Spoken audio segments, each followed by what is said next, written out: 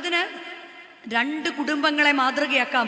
ഒന്ന്, പഴയ നിയമ പുസ്തകം ആരംഭിക്കുന്ന കുടുംബം. പഴയ നിയമ പുസ്തകം ആരംഭിക്കുന്ന കുടുംബം ഏതാണ്? നല്ല രസമാണ് കേൾക്കാൻ.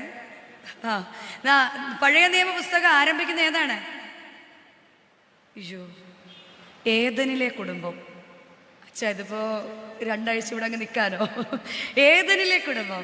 പുതിയ നിയമം ആരംഭിക്കുന്ന കുടുംബമോ? നസ്രത്തിലെ കുടുംബം. പഴയ നിയമം, നമ്മളെ ഈ സ്കൂളിൽ ചെല്ലുമ്പോൾ നമുക്ക് വലിയ ആഗ്രഹമാണ് നമ്മുടെ മക്കൾ എല്ലാത്തിലും ഫസ്റ്റ് ആവണം എന്നല്ലേ? അല്ലേ? നമ്മൾ ആദ്യം എന്താ ചോദിക്കുന്നത്? മാം, മോൻ ആൻസേഴ്സ് ഒക്കെ പറയുന്നുണ്ടോ? അല്ലേ? മാം, മോൻ നോട്ട്സ് ഒക്കെ എഴുതുന്നുണ്ടോ? അപ്പൊ ഇപ്പൊ ഇനി ചിന്തിക്കണം, എന്തുകൊണ്ടാണ് മാം മോൻ ആൻസർ പറയാത്തത്? എന്തുകൊണ്ടാ? എന്തുകൊണ്ടാ? നമുക്ക് ഇത്രയും മടിയാണെങ്കിൽ നമ്മുടെ മക്കൾക്ക് എന്തോരം മടിയായിരിക്കും അല്ലേ? ഓക്കെ, ഏദനിലെ കുടുംബത്തിലേക്ക് പോകാം. ഏദനിലെ കുടുംബം നമുക്ക് ക്രിസ്റ്റൽ ക്ലിയർ ആണ്. എന്താണ് അവരുടെ കുഴപ്പം? അവരുടെ കുഴപ്പം എന്തായിരുന്നു? അവരുടെ ഒന്നാമത്തെ കുഴപ്പമായിരുന്നു അനുസരണക്കേട്. രണ്ടാമത്തെ കുഴപ്പം, ദൈവസന്നിധിയിൽ ആ അനുസരണക്കേട് മറച്ചു വെക്കാമെന്ന് അവർ സ്വയം ധരിച്ചു. മൂന്നാമത്തെ കുഴപ്പം എന്തായിരുന്നു?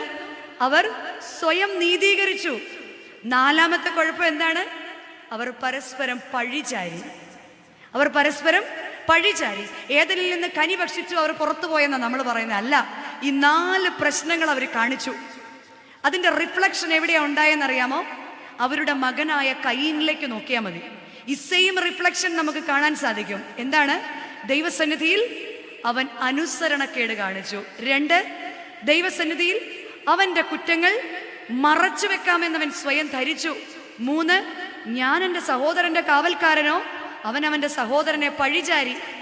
4, അവൻ സ്വയം നീതീകരിച്ചു.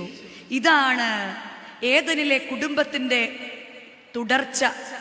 എന്നാൽ നസ്രത്തിന്റെ കുടുംബത്തിന്റെ പ്രത്യേകത എന്തായിരുന്നു? അവർ ദൈവസന്നിധിയിൽ അനുസരണമുള്ളവരായിരുന്നു. അവർ 2 പേരും 2 സ്ഥലത്തിരുന്നപ്പോഴും ദൈവശബ്ദം കേട്ടവരായിരുന്നു. അവർ ദൈവശബ്ദം അനുസരിച്ചവരായിരുന്നു. 2, അവർ ദൈവസന്നിധിയിൽ അവരെ തന്നെ താഴ്ത്തിയേൽപ്പിച്ചവരായിരുന്നു. തികച്ചും മംഗളകരമല്ലായിരുന്നു അവർ കേട്ട വാർത്ത.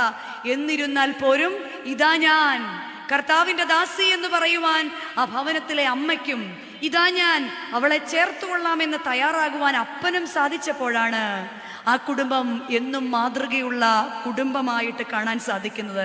ഒരു സമർപ്പണ മനോഭാവം ആ കുടുംബത്തിലുണ്ടായിരുന്നു. ഈ കുടുംബത്തിന്റെ റിഫ്ലക്ഷൻ എവിടെ കാണാൻ സാധിക്കും? യേശു തമ്പുരാനിൽ, അവരുടെ പുത്രനിൽ കാണാൻ സാധിക്കും. പിതാവിനോട് കുരിശിനോളം അനുസരണമുള്ള പുത്രനെ നമുക്ക് കാണാൻ സാധിക്കാം. എൻ്റെ ഇഷ്ടമല്ല അപ്പ, അവിടുത്തെ ഇഷ്ടം എന്നിൽ നിറവേറട്ടെ എന്ന് പറഞ്ഞ് തന്നെ താഴ്ത്തുന്ന പുത്രനെ നമുക്ക് കാണാൻ സാധിക്കും. അത് എവിടെ നിന്ന് കണ്ടതാണവൻ?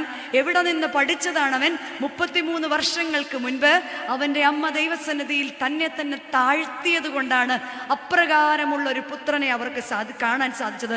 സമർപ്പണം. നിന്റെ ഹൃദയത്തിൽ കൂടെ ഒരു വാൾ കടക്കുമെന്നുള്ള ശീമോന്റെ ആ നല്ല വാക്കിൽ തന്നെ കുരിശിന്റെ ചുവട്ടിൽ സമർപ്പിച്ച അമ്മയുടെ പുത്രനാണ് ക്രിസ്തു. അങ്ങനെയെങ്കിൽ പ്രിയരെ, ഏദനിലെ കുടുംബത്തെയും നസ്രത്തിലെ കുടുംബത്തെയും നമ്മുടെ കുടുംബത്തെയും നമുക്ക് താരതമ്യം ചെയ്യാം. ദൈവസന്നിധിയിൽ കണ്ടിട്ടില്ലാത്ത, കേട്ടിട്ടില്ലാത്ത എന്തെല്ലാം അനുഗ്രഹങ്ങൾ ഇന്ന് നമ്മൾ അനുഭവിക്കുന്നുണ്ടല്ലേ? ഈ ഭൂമിയിൽ നമ്മൾ ജീവിക്കുമ്പോൾ എത്രയോ പേർക്കില്ലാത്ത എന്തെല്ലാം സാധ്യതകൾ ദൈവം നമുക്ക് നൽകിയിട്ടുണ്ട്. ഈ കേൾക്കുന്നതല്ലാതെ അനുസരിക്കുവാൻ നോമ്പിന്റെ നാളുകളിലും അതിനുശേഷവും നമുക്ക് സാധിക്കാറുണ്ടോ? അനുസരണമുള്ളവരാണോ നമ്മൾ ദൈവസന്നിധിയിൽ? 2, ദൈവസന്നിധിയിൽ പലതും മറച്ചു വെക്കുന്ന സ്വഭാവം നമുക്കുണ്ടോ? 3, ജീവിത പങ്കാളിയെ പഴിചാരുന്ന, ഞാനാണോ കുഴപ്പം, നിങ്ങളങ്ങനെ പറഞ്ഞുകൊണ്ടല്ലേ ഞാൻ അതിന് പുറകെ പറഞ്ഞത് എന്ന് പറഞ്ഞ് പരസ്പരം പഴിചാരുന്ന, സ്വയം നീതീകരിക്കുന്ന ഒരു അനുഭവം എൻ്റെ ജീവിതത്തിൽ ഉണ്ടാകുന്നുണ്ടെങ്കിൽ, ഇവിടെ ആ സ്ത്രീയോട് ചോദിച്ചതുപോലെ കർത്താവ് ഈ സന്ധ്യയിൽ നമ്മളോട് ചോദിക്കുകയാണ്, നിന്റെ കയ്യിൽ എത്രയുണ്ട് എണ്ണ? നിന്നെ ഞാനൊരു കുടുംബജീവിതം ഏൽപ്പിച്ചപ്പോൾ നിന്റെ കയ്യിൽ എണ്ണയായിട്ട് എന്താണ് ഉള്ളത്?